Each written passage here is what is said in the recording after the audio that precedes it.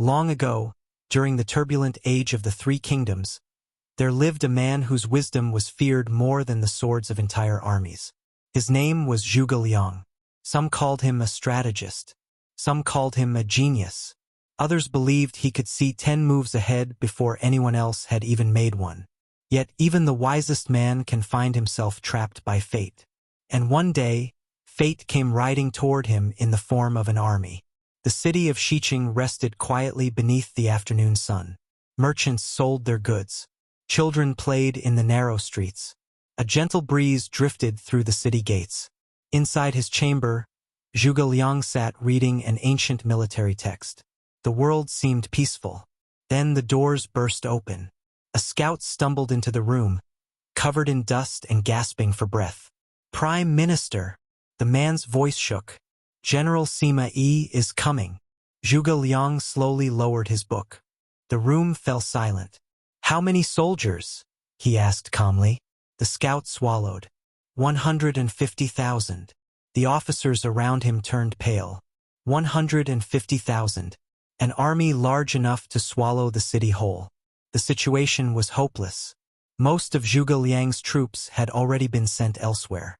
Only a handful of soldiers remained in Xiqing. The city's defenses were weak. Its walls were lightly guarded. If Sima Yi attacked immediately, the city would fall before sunset. The officers began speaking all at once. "We must retreat. We must close the gates. We must prepare for battle." Fear spread through the room like fire through dry grass. But Zhuge Liang remained perfectly still. He sat quietly for a moment, his eyes thoughtful. Then, to everyone's surprise, he smiled. "Open the gates." The officers stared at him. No one moved. Surely they had heard wrong. Zhuge Liang repeated himself. "Open all the city gates." A stunned silence filled the room. One officer finally spoke. "Prime Minister, the enemy is coming." "I know. And we have almost no soldiers." "I know." The officer hesitated. "Then why open the gates?" Zhuge Liang simply waved his feather fan. "Because that is exactly what Sima Yi will not expect." Orders were quickly given. The massive wooden gates of Xiqing swung open. Wide open. Not a single barricade blocked the entrances. Not a single defensive formation stood ready. A few soldiers changed into ordinary clothes. Instead of carrying weapons, they picked up brooms. Soon they were calmly sweeping the streets. Anyone looking from a distance would have thought it was just another peaceful afternoon. Then Zhuge Liang put on his finest robes. He climbed to the highest tower overlooking the city. Beside him stood 2 young attendants. One carried incense. The other stood silently nearby. Zhuge Liang sat down and placed a guqin across his lap. The ancient strings shimmered in the sunlight. Then he began to play. Soft notes drifted through the air. Gentle, peaceful, unhurried, as though there were no enemy army within 100 miles. Meanwhile, General Sima Yi rode at the head of his vast army. Dust clouds rolled across the countryside behind him. Thousands of soldiers marched in perfect formation. Victory seemed certain. As the army approached Xiqing, Sima Yi expected to see closed gates and frantic preparations. Instead, he saw something impossible. The gates stood wide open. The streets were quiet. A few townspeople swept the ground. And from the city walls came the sound of music. Sima Yi narrowed his eyes. Something was wrong. Very wrong. He rode closer. The melody became clearer. Looking upward, he saw Zhuge Liang sitting calmly atop the tower. The strategist's fingers moved gently across the strings.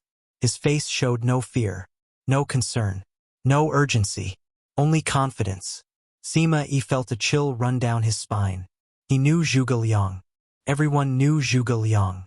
This was not a reckless man. This was not a fool.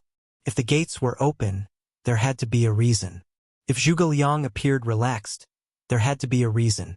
A dangerous reason. Sima Yi's mind began racing. Perhaps hidden soldiers waited nearby. Perhaps an ambush lay concealed within the mountains. Perhaps thousands of archers were ready to strike. The more he thought, the more possibilities appeared.